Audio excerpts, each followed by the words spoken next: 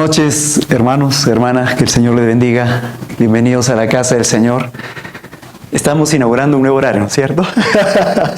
7 de la noche y se va a mantener así los miércoles y también la reunión de varones. A propósito, mañana vamos a tener una reunión de varones y va a ser a las 7. Vamos a orar, hermanos, para abrir la palabra de Dios y ser edificados todos juntos, ¿sí? Vamos a orar, por favor. Te damos gracias, Padre nuestro, por tu fidelidad y tu bondad hacia nosotros. Gracias, Señor, porque como pueblo, como hijos tuyos, como iglesia, Señor, nos reunimos en esta hora para buscar tu rostro, para escuchar tu palabra, para orar con todo nuestro corazón, confiando, Señor, en la enseñanza acerca de la oración, que tú claramente nos mandas. Pedid y se os dará. Buscad y hallaréis, llamad y se os abrirá, porque todo aquel que pide recibe, y el que busca halla, y al que llama se le abre. Oh Señor, que este tiempo, Padre, sea para tu gloria, que cada uno de nosotros estemos enfocados al escuchar tu palabra y a orar con fe como tú nos mandas. Gracias te damos en el nombre de Jesús. Amén. Amén, hermanos. Muy bien. Por favor, acompáñenme en sus Biblias en el libro o en la Epístola a los Romanos, capítulo 1, versículos 14 al 17.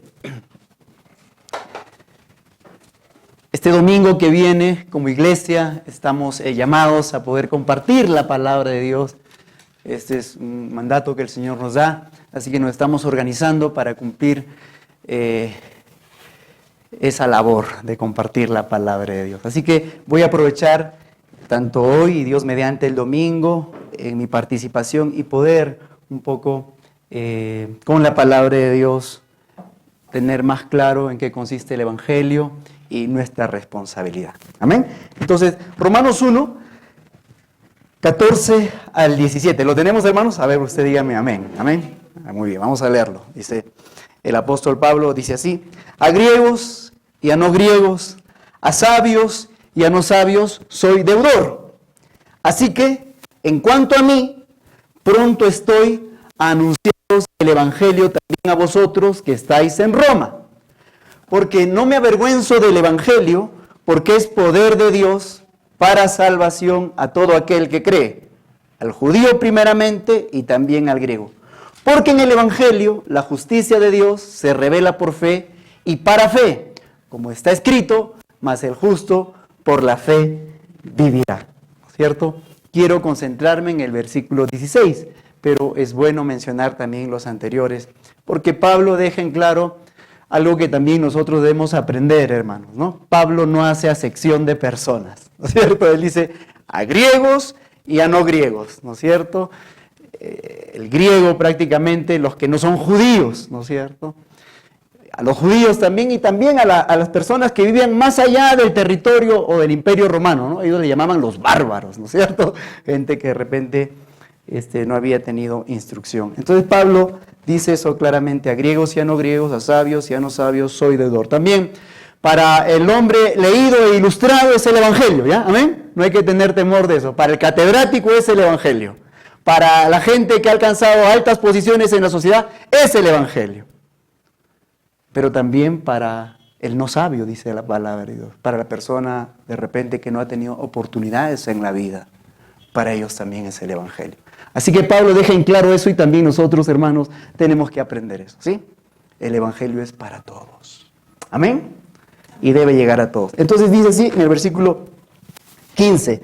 Así que en cuanto a mí, si es así, ¿no es cierto? Si el Evangelio es para todos, dice, en cuanto a mí, dice Pablo, yo he tomado una decisión. Yo, en mi relación con Dios, esto ya está resuelto, dice él. En cuanto a mí, ¿qué dice?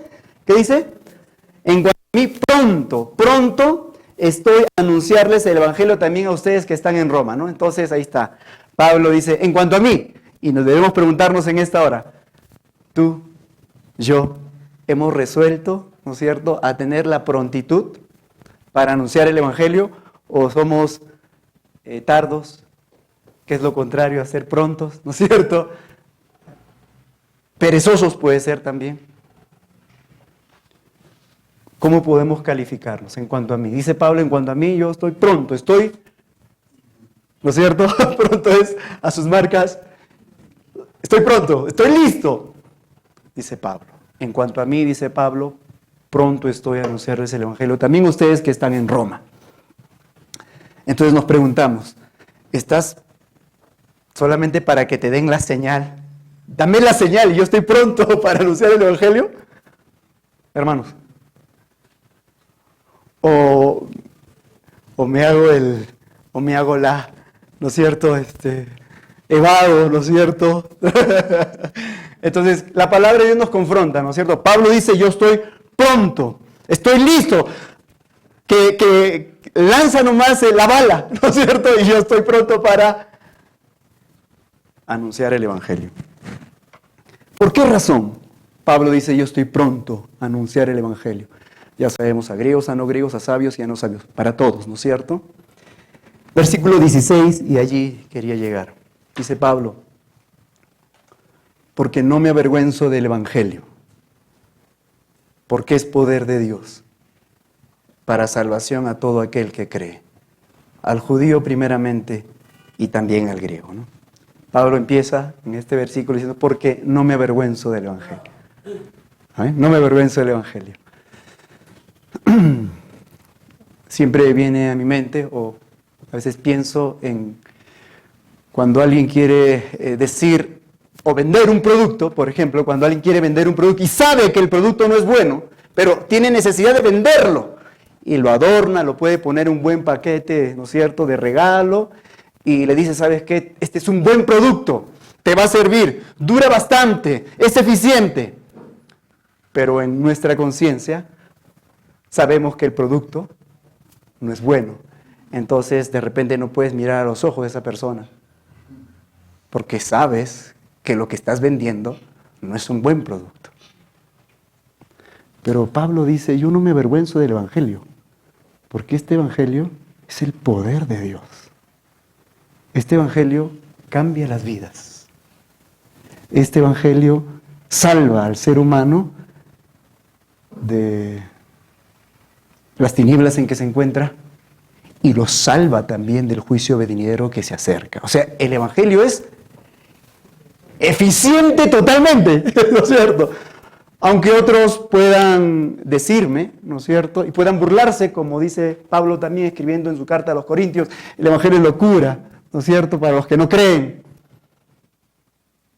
Sin embargo, Pablo aquí dice, yo no me avergüenzo de este Evangelio, porque es el poder de Dios. Y a propósito, esta palabra traducida al castellano poder, ha sido traducida de una palabra griega, dunamis, ¿no es cierto? Dunamis, es decir, dinamita, de donde viene la palabra dinamita. El Evangelio tiene tal poder que transforma al hombre. El Evangelio es el poder de Dios, hermanos, para cambiar un hombre, para cambiar una mujer. Por eso cuando alguien dice que es creyente y su vida no cambia, tiene que pensar, tiene que reflexionar y cuestionar si es que realmente está en Cristo, hermano. Porque el Evangelio es poder de Dios, transforma al hombre, le da una vida nueva. Entonces Pablo dice, no me avergüenzo del Evangelio porque es el poder de Dios para salvación. ¿Y salvación de qué? Usted me dirá, ¿cierto? Vamos a buscar, por favor, en Hechos, capítulo 2, versículo 40. Es interesante, cuando Pedro por primera vez, recuerdan, cuando él va a predicar el Evangelio, cuando viene el Espíritu Santo en Pentecostés, ¿no es cierto? La multitud en Jerusalén se había acercado y preguntaban, ¿qué está pasando aquí? Había venido el Espíritu Santo, lo que había anunciado ya el profeta Joel siglos antes, que el Espíritu de Dios se derramaría sobre toda carne. Y Pedro explica, Hechos 2:40, a ver, alguien en voz alta, por favor. Hechos 2:40. Y con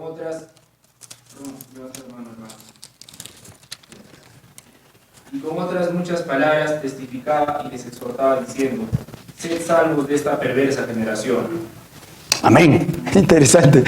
Ya está culminando aquí el apóstol Pedro, que se había puesto de pie. Había anunciado de una manera extraordinaria, como nunca antes lo había hecho Pedro, ¿no es cierto? ¿Por qué? Por la presencia del Espíritu Santo en su vida. Ahora ese hombre que negó al Señor Jesús días antes, ¿no es cierto? Era un hombre nuevo. Era un hombre que con valor ahora se pone de pie, no importa si me arrestan, pero ahora soy un hombre nuevo porque lo que había prometido el Señor Jesús se había cumplido. Recibirán poder cuando haya venido sobre vosotros el Espíritu Santo. Y me seréis testigos, ¿no es cierto?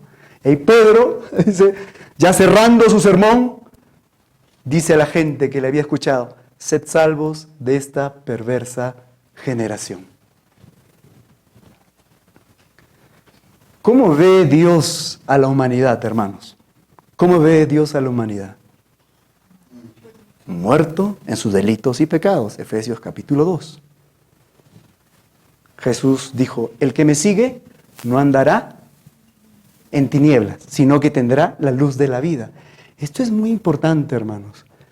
Cuando Dios ve a la humanidad, lo ve a oscuras. Por eso fue necesario que la luz venga a este mundo. Juan 1.4, a ver, por favor, San Juan 1.4.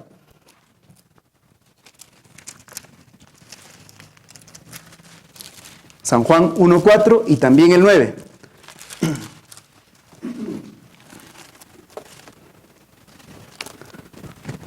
Amén. San Juan capítulo 1, versículo 4, por favor. A ver. ¿Alguno se anima a leer en voz alta, claro? Y Oscar, por favor. En él estaba la vida, y la vida era luz de los hombres. Y 9 también. Existía la luz verdadera que, al venir al mundo, alumbra a todo hombre. Alumbra a todo hombre, ahí está, ¿no? La luz que alumbra a todo hombre venía a este mundo. En él estaba la vida y él era la luz de los hombres. Hermanos, es importante captar esta enseñanza que la palabra de Dios nos dice, porque a veces tenemos un concepto equivocado de la humanidad, cómo se encuentra. Y claro, los vemos logrando sus éxitos, ¿no es cierto? Logrando sus planes que se trazaron, alcanzando sus objetivos, riendo, gozando de esta vida. Pero a la luz de la palabra de Dios, Pedro dice: sed salvos de esta perversa generación. Y el moralista puede estar allí, ¿no es cierto? El hombre que vive: yo no hago mal a nadie, soy una buena persona, distingo bien entre el bien y el mal. Pero puede vivir así, pero sin que Dios sea central en su vida. Y eso es ya maldad, hermano. Porque ese hombre que es moralista, que vive bien, que no hace mal a nadie, dice él, entre comillas, está disfrutando de los beneficios que le da su Creador. Respire el aire que Dios da, come y disfruta, ¿no es cierto?, de lo que la tierra produce, que viene de quién. Pero él vive: yo no necesito de Dios, ni necesito ir a la iglesia, ni necesito creer en Cristo, yo estoy bien, mira, ¿no me ves? Yo soy buena gente. Ese hombre no sabe que está recibiendo los beneficios de su Creador y vive sin que Dios sea central en su vida. Hermanos amados, ¿cómo vemos a la humanidad? Dios la ve en oscuridad y necesita salvación. Por eso Pedro dice: sed salvos de esta perversa generación. Lo dijo hace 2000 años, hermanos. Hace 2000 años dijo Pedro y calificó a la generación de su tiempo como una generación perversa. Pregunta hoy: ¿está igual? Peor quizás. Sí, hermanos. Y la gente tiene que ser salva de la condición en la cual se encuentra. Está muerto en sus delitos y pecados. No nos engañemos, o no nos equivoquemos, mejor dicho. La gente necesita de Cristo, hermanos, así como nosotros un día nos compartieron el Evangelio. Amén, hermanos. Sed salvos de esta perversa generación. Colosenses 2, 13 y 14, por favor. Colosenses 2, 13 y 14.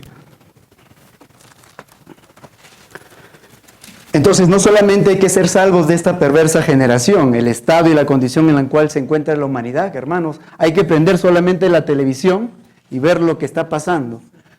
Hay que ver los medios de comunicación y ver la maldad, la violencia en la cual se encuentra la humanidad. Pero no solo eso, sino que el ser humano está convicto. Apreciados hermanos, el ser humano está condenado. Colosenses 2, 13 y 14. ¿Alguno lo lee, por favor? A ver, hermana Juanita. Y a vosotros, estando muertos en pecados y en la incircuncisión de vuestra carne, os dio vida juntamente con él, perdonando todos los pecados, anulando el acta de los decretos que había contra nosotros, que nos era contraria, quitándola de en medio y clavándola en la cruz. Amén, hermana. Gracias. Hermanos,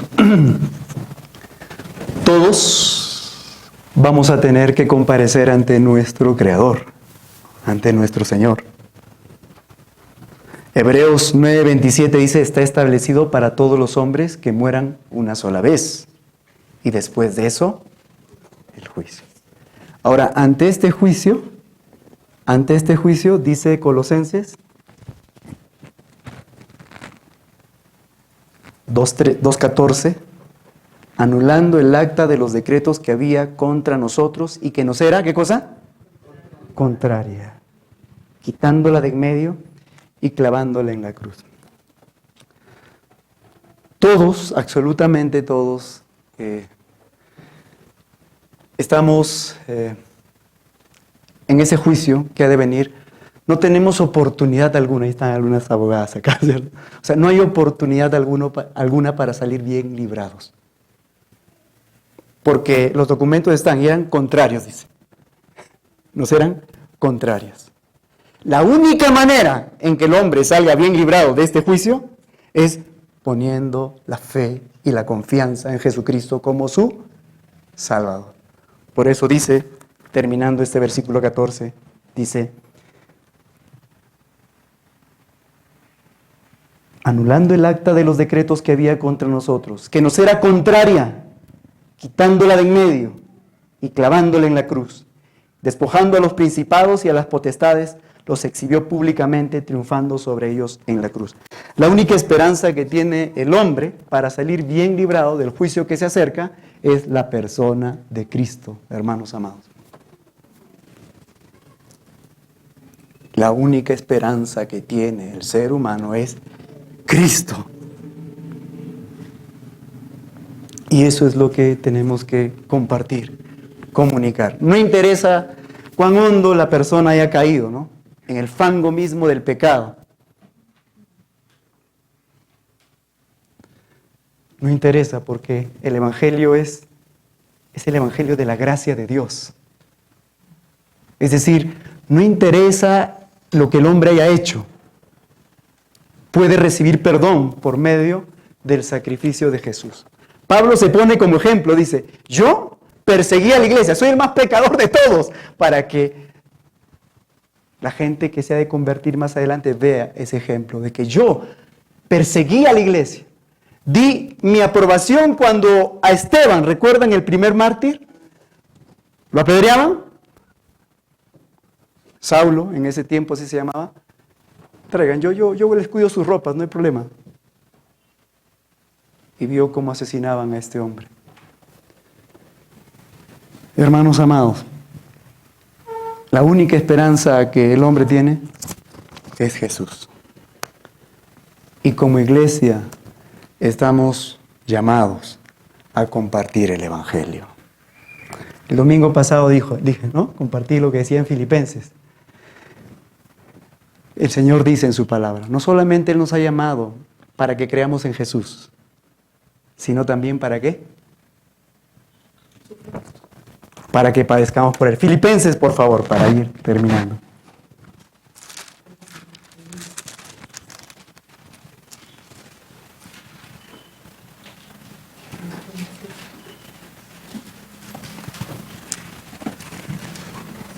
Filipenses 1:29.